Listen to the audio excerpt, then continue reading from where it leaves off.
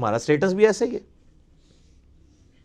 وَإِذَا قِيلَ لَهُمْ لَا تُفْسِدُوا فِي الْأَرْضِ، اور جب ان سے کہا جاتا ہے کہ مت فساد کرو زمین میں، قَالُوا إِنَّمَا نَحْنُ مُصْلِحُونَ، وہ کہتے ہیں ہم تو صرف اصلاح کا ارادہ رکھتے ہیں.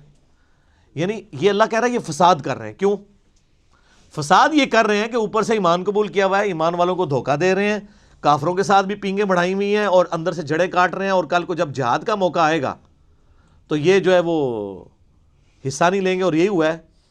آپ دیکھ لیں غزوہ احد کے اندر 700 لوگ لے کے وہ علادہ ہو گیا تھا عبداللہ ابن ابی، 300 لوگ لے کے. ٹھیک ہے جی.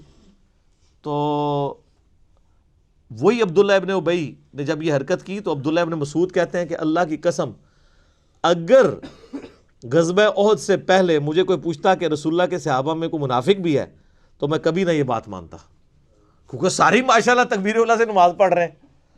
یہ تو موقع ہے پتہ لگا نا کون کون محبوب کی امت سے ہے. یہ ویسے کہہ دینا تو آسان ہے جو کچھ بھی ہے تیرے محبوب کی امت سے ہے. یہ تو دودھ دہی کا کاروبار جب کرتے ہوئے پانی ملا رہا ہوگا پھر پتہ چلے گا نا کہ محبوب کی امت سے ہے کہ نہیں. جس نے ملاوٹ کی وہ ہم میں سے نہیں. صحیح مسلم کی حدیث.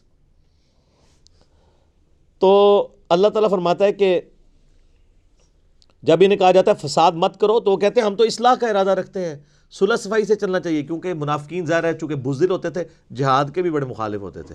اور جب نبی علیہ السلام نے، آپ کو پتہ ہے غزوہ بدر سے پہلے بھی آپ نے 8 مہمات روانہ کی تھی تاکہ عرب کے لوگوں کی لائف لائن کاٹی جائے، کیونکہ انہوں نے مسلمانوں کی ساری جائیدادوں پہ قبضہ کر لیا تھا.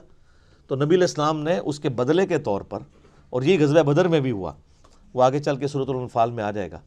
تو کہتے تھے یہ لڑائی جھگڑے کا کوئی فائدہ نہیں ہے، بس میٹھی میٹھی باتیں. سر میٹھی میٹھی باتیں کرنے سے کبھی بدماش اپنی پوسٹ چھوڑیں گے؟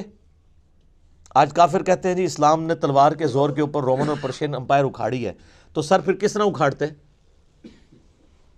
تلوار کے بغیر بدماش اپنی جگہ چھوڑتا ہے؟ نہیں. اسلام نے یہ جو نیا دور شروع کیا ہے وہ تلوار کے زور پہ کیا ہے. سورہ توبہ کی آیت نمبر 14 ہے کہ اللہ تعالیٰ صحابہ کرام سے کہتا ہے ہم تمہاری تلواریں ان کے اوپر مسلط کریں گے.